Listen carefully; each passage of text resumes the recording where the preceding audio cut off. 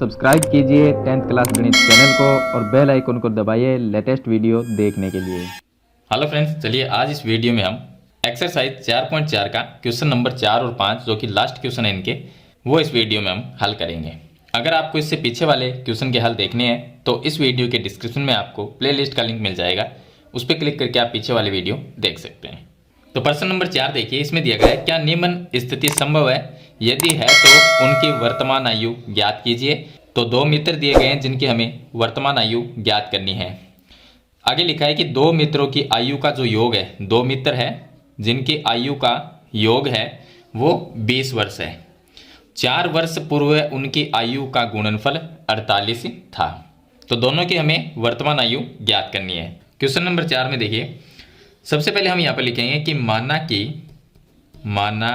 कि पहले मित्र की वर्तमान आयु। तो हम लिखेंगे कि पहले मित्र की वर्तमान आयु, पहले मित्र की जो वर्तमान आयु है उसको हम x मान लेते हैं कि पहले मित्र की वर्तमान आयु x है। अगर पहले की x है तो दूसरे की क्या होगी? तो इसने लिखा है कि दोनों मित्र की जो आयु है उनका योग है 20, दोनों का योग है 20। अगर पहले मित्र की आयु हमें पता है कि x है, तो अगर हम 20 में से x को माइनस कर देंगे तो जो आयु आएगी वो दूसरे मित्र की आएगी। तो दूसरे मित्र की आयु क्या होगी? 20 माइनस पहले मित्र की आयु, क्योंकि 20 तो दोनों का योग है, उसमें से पहले मित्र की आयु को माइनस कर देंगे तो दूसरे मित्र की आयु आ जाएगी। तो फिर से यहां पर लिखना है दूसरे मित्र की वर्तमान आयु। तो दूसरे मित्र की वर्तमान आयु क्या होगी? दोनों का योग 20 है, 20 में से पहले मित्र की जो आयु है उसको माइनस कर देते हैं तो दूसरे मित्र की आयु आ जाएगी। तो पहले मित्र की वर्तमान आयु x वर्ष है, दूसरे मित्र की वर्तमान आयु हो जाएगी 20 माइनस x वर्ष हो जाएगी। अब देखिए यहां तक हमने प्रश्न को हल कर लिया है, तो ये x वर्ष हो गई। अब इसने लिखा है कि 4 वर्ष पूर्व, 4 वर्ष पूर्व यानी 4 वर्ष पहले। तो हम निकालेंगे 4 वर्ष पहले, 4 वर्ष पहले इनकी आयु कितनी थी वो निकालेंगे। तो पहले मित्र की आयु क्या होगी? तो यहां पर लिखना है पहले मित्र की आयु, पहले मित्र की जो आयु है 4 साल पहले कितनी थी? तो अभी x है, अभी यानी वर्तमान आयु का मतलब होता है जो अभी फिलहाल चल रही है। तो अभी x है तो 4 वर्ष पूर्व कितनी थी? तो जो अभी है उसमें से माइनस कर देंगे 4 को, तो 4 साल पहले की उम्र आ जाएगी, यह आ जाएगा। और दूसरे मित्र की जो आयु है, दूसरे मित्र की आयु, दूसरे मित्र की जो आयु है वो क्या होगी? 4 साल पहले की पूछा इसने। तो अभी कितनी है? 20 माइनस एक्स है, अभी 20 माइनस एक्स, ये तो वर्तमान है, लेकिन 4 साल पहले की निकालेंगे तो इसमें से 4 को माइनस कर देंगे तो क्या आ जाएगा? ये आ जाएगा, यहाँ पर लिख देता हूँ मैं, 20 माइनस 4 करेंगे तो 16 माइनस एक्स वर्ष, ये आ जाएगी। तो दोनों की 4 साल पहले की उम्र हमने निकाल ली। अब इसने लिखा है कि 4 साल पहले की जो उम्र है, उनके जो आयु है उनका गुणनफल 48 था। अगर उनको गुणा कर दें तो उनका गुणनफल 48 था। तो अब इनका गुणनफल कितना आएगा? 4 साल पहले की उम्र पहले मित्र की ये है, दूसरे मित्र की 4 साल पहले की उम्र ये है। अगर दोनों को गुणा करते हैं तो इनका गुणनफल आ जाएगा, तो दोनों को गुणा कर लेंगे। तो इनका जो गुणनफल है वो निकालते हैं। इनका जो गुणनफल आएगा, देखिए x माइनस 4 पहले मित्र की आयु और गुणा दूसरे मित्र की आयु 16 माइनस एक्स, दोनों का जो गुणनफल यानी कि दोनों को गुणा कर देंगे और दोनों का गुणनफल दिया गया है 48, तो इसके बराबर में हम 48 लिख देंगे। अब दोनों को गुणा कर लेते हैं। तो x को 16 से गुणा करेंगे, यह आ जाएगा 16x, x को माइनस x से गुणा करेंगे, माइनस में x स्क्वायर, 4 को 16 से गुणा करेंगे, माइनस में 64 आ जाएगा, माइनस 4 को माइनस x से गुणा करेंगे तो प्लस में आ जाएगा 4x और बराबर में आ जाएगा 48। चलिए आगे हल करते हैं। तो माइनस एक्स स्क्वायर को पहले लिखेंगे, उसके बाद में ये 16x और प्लस में 4x, तो ये हो जाएंगे प्लस में 20x और माइनस में 64, 48 को भी इधर लेके आएंगे तो माइनस में हो जाएगा 48, बराबर में आ जाएगा 0। आगे हल करेंगे तो ये आ जाएगा माइनस में एक्स स्क्वायर, तो प्लस में आ गया 20x, माइनस 64 माइनस 48 ये होंगे माइनस में 12 बराबर में 0। अब पूरे समीकरण को आप माइनस से गुणा भी कर सकते हो। तो अगर पूरे समीकरण को माइनस से गुणा करेंगे तो ये एक्स स्क्वायर ये प्लस में हो जाएगा, 20x माइनस में हो जाएगा और प्लस में हो जाएगा 112। अब ऐसे ये देखिए एक द्विघात समीकरण है और ये द्विघात समीकरण को हल करने का मैंने आपको तरीके भी कई बताए हैं, लेकिन यहाँ पर ऐसी कोई संख्या नहीं है जिसको गुणा करें तो 112 आए और प्लस करने पर 20 आए। तो आप देख भी सकते हैं कोई भी ऐसी संख्या नहीं है। तो इसको हम अगर श्रीधर आचार्य विधि से अगर हल करें, पहले हम निकालेंगे डी का मान, यानी ए बी सी की तुलना कर लेते हैं। तो पहले हम तुलना करके ए का मान निकालेंगे। तो एक्स स्क्वायर के गुणा में कोई भी संख्या नहीं है, यहाँ पर हम 1 मान लेंगे। तो इसका मतलब ए का मान 1 है। बी का मान एक्स के गुणा में -20 है, तो ये बी का मान, और सी का जो मान है वो 112 ये आ गया। अब पहले हम निकालते हैं d बराबर बी स्क्वायर माइनस 4ac। इससे हमें यह पता चल जाएगा कि इसके मूल हैं वो किस तरह के आएंगे। अगर हम x का मान निकाल सकते हैं तो निकाल लेंगे, अगर माइनस में आ जाएगा तो इसके मूल है वो काल्पनिक होंगे, कोई भी इसका वास्तविक मूल नहीं होगा। तो हम लास्ट में ही लिख देंगे कि ये जो स्थिति है वो संभव है या नहीं है। तो चलिए पहले हम निकालते हैं। तो ये आ गया d बराबर b का मान -20 है, तो ये आ गया -20 का स्क्वायर, और माइनस में ये हो गया 4 इंटू a का मान 1 इंटू सी का मान 112। आगे हल करेंगे तो ये आ गया d बराबर माइनस का स्क्वायर प्लस 20 का स्क्वायर 400, और माइनस 1 का देखिए गुणा करने का कोई मतलब नहीं है, 112 को 4 से गुणा कर लेंगे तो ये आ जाएंगे 448। तो ये d का मान जो आएगा वो माइनस में 48 रह जाएगा, 400 माइनस 448, तो माइनस में 48। अब संख्या आएगी माइनस की, यानी कि 0 से छोटी, इससे 0 बड़ा ही होगा। तो 0 से अगर छोटी हो यानी कि माइनस में आए तो हम लिख देंगे कि इसका कोई भी वास्तविक मूल नहीं है, मतलब कि यह स्थिति संभव नहीं है। तो यहाँ पर लिखना है यह स्थिति संभव नहीं है, संभव नहीं है। ये लास्ट इसका आंसर हो जाएगा। तो लास्ट आंसर यही होगा इसका। तो इस तरह से आपको प्रश्न नंबर जो 4 है उसको हल करना है। चलिए इसके बाद में हम प्रश्न नंबर 5 को हल करते हैं। चलिए प्रश्न नंबर 5 को हल करते हैं। देखिए जो प्रश्न नंबर 5 है इसका हल देखिए। इसमें दिया गया है क्या परिमाप 80 मीटर। तो एक तो हमें दिया गया है परिमाप दिया गया है 80 मीटर, और क्षेत्रफल दिया गया है 400 मीटर स्क्वायर। ये आ गया क्षेत्रफल बराबर 400 मीटर स्क्वायर।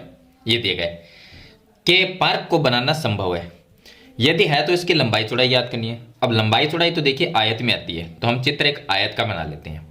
तो इस तरह से हम मान लेते हैं ये एक आयत है और इसमें हमें लंबाई और चौड़ाई ज्ञात करनी है। तो ये इसकी लंबाई हो गई और ये इसकी चौड़ाई हो गई, और आयत का परिमाप है वो 80 मीटर है, और इसका जो क्षेत्रफल है वो 400 मीटर स्क्वायर है। तो देखिए प्रश्न को हल करने के लिए हम ये मान लेंगे कि माना जो इसकी लंबाई है वो x है, x मीटर है, और इसकी जो चौड़ाई है वो y मीटर है, ये मान लेंगे। तो चलिए मैं आपको हल करके बताता हूँ। यहाँ पे लिखना है माना पार्क की लंबाई, पार्क की जो लंबाई है उसको हमने x मीटर मान लिया, और पार्क की जो चौड़ाई है उसको हमने मान लिया y मीटर। तो ये आ गया y मीटर। अब हम यहाँ पर दो चीज़ें, एक परिमाप और एक क्षेत्रफल है। तो पहले हम परिमाप का सूत्र लगाएंगे। तो यहाँ पर हम लिखेंगे अगर इनसे देखिए लंबाई है चौड़ाई है, तो अगर हम इस पार्क का परिमाप निकालें तो परिमाप क्या होगा, परिमाप इसका सूत्र होता है परिमाप बराबर 2 गुणा लंबाई प्लस चौड़ाई, क्योंकि लंबाई चौड़ाई तो हमने मान ली। अब इसमें दो चीज़ें परिमाप और क्षेत्रफल, ये तो हमें प्रश्न में दिया गया है लेकिन हमें निकालना भी है। तो हम लंबाई और चौड़ाई से पहले परिमाप निकालेंगे।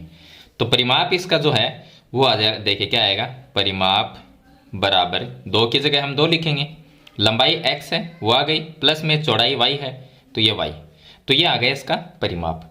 अब प्रश्नानुसार क्या होगा, प्रश्नानुसार, प्रश्न के अनुसार ये भी परिमाप है और ये भी परिमाप है। तो जब इस पार्क का देखिए 80 मीटर है, वो भी इसी पार्क का परिमाप है, और ये जो है वो भी इसी पार्क का परिमाप है, तो दोनों परिमाप को हम बराबर लिख सकते हैं। तो प्रश्न के अनुसार दोनों परिमाप को, पहला जो हमने निकाला है 2 गुणा x प्लस वाई, ये भी परिमाप है, और इस परिमाप को 80 बराबर रख देंगे, दोनों को बराबर लिख लिया। अब ये गुणा में है तो भाग में आ जाएगा, तो ये आएगा x प्लस वाई बराबर 80/2 आएगा, 80/2 का मतलब 40 हो जाएगा, तो ये आ गया 40। और यहाँ से अगर हम y का मान निकालते हैं तो y बराबर आएगा 40, ये प्लस में x है, इधर आके माइनस में x हो जाएगा। तो मैं इसको समीकरण नंबर 1 नाम दे देता हूँ, ये समीकरण नंबर 1 है।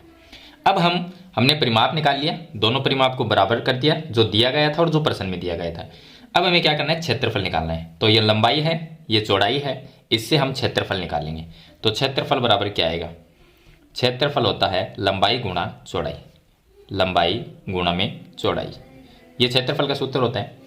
तो क्षेत्रफल निकालेंगे तो इसका जो क्षेत्रफल आएगा, लंबाई x है और गुणा में चौड़ाई y है, जो हमने मानी है वो लिख देंगे।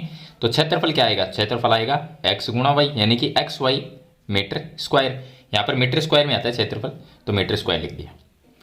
तो ये भी क्षेत्रफल है और प्रश्न में 400 दिया गया है, तो दोनों क्षेत्रफल है तो दोनों को बराबर लिख सकते हैं। तो फिर से लिखेंगे कि प्रश्नानुसार दोनों को बराबर लिख देते हैं। एक्स वाई बराबर में आ जाएगा 400, ये आ गया 400। इसको समीकरण नंबर हम 2 नाम देते हैं। अब यहाँ पर लिखना है जो समीकरण 1 में जो हमने y का मान निकाला है, वो y का मान हम समीकरण 2 में रख देंगे। तो यहाँ पे लिखना है y का मान समीकरण 2 में रखने पर, समीकरण 2 के अंदर रखेंगे।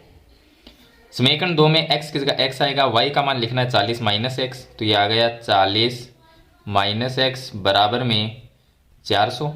40 को x से गुणा करेंगे, 40x माइनस एक्स को x से गुणा करेंगे, एक्स स्क्वायर बराबर में आ जाएगा 400। अब इसको आगे हल करेंगे तो द्विघात समीकरण बना लेंगे। माइनस ये है, माइनस में एक्स स्क्वायर और ये है प्लस में 40x, और माइनस 400 को इधर लेके आएंगे तो सॉरी प्लस 400 इधर लेके आएंगे तो माइनस में 400 और बराबर में 0 रख लेंगे। अब देखिए पूरे समीकरण को माइनस से गुणा कर सकते हैं। अगर माइनस से गुणा करेंगे तो ये प्लस में हो जाएगा, ये माइनस में 40x हो जाएगा, प्लस में 400 आ जाएगा और बराबर में 0 आ जाएगा।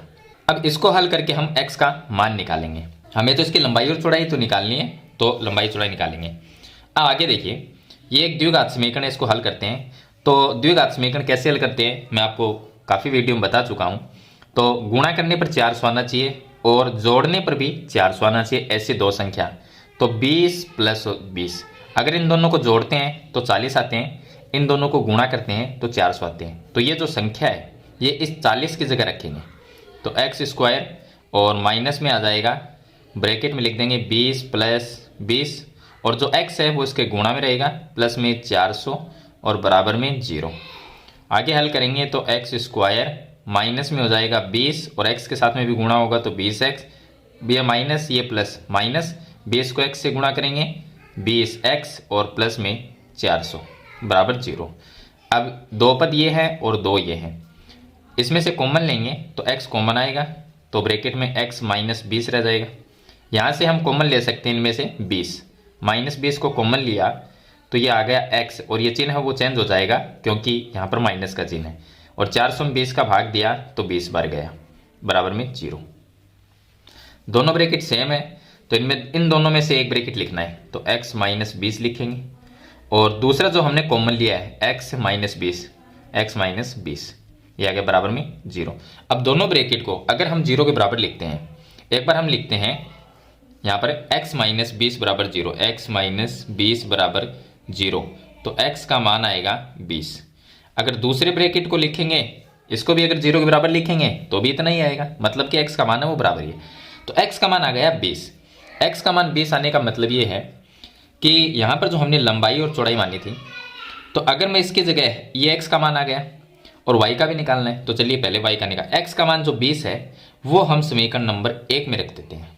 तो यहाँ पे लिखेंगे कि x का मान समीकरण 1 में रखने पर, समीकरण 1 के अंदर हम x का मान 20 रखेंगे, तो ये y की जगह y आएगा, बराबर ये आ गया 40 माइनस x का मान 20 रखेंगे, तो उत्तर कितना आएगा, y का मान 20 आएगा। 40 माइनस 20 करेंगे तो 20 आएगा, y का मान आ गया 20, x का भी 20 है और y का भी 20 है।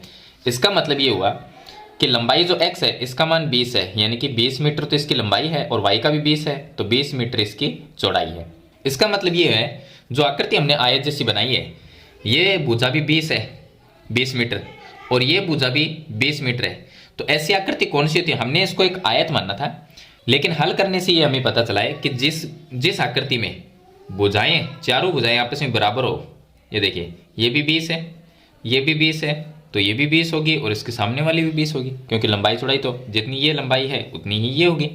तो जिस आकृति में लंबाई और चौड़ाई बराबर होती है वो क्या होता है, एक वर्ग होता है। तो ये क्या होगा, ये जो पार्क है इसके अंदर वो क्या होगा, एक वर्ग होगा।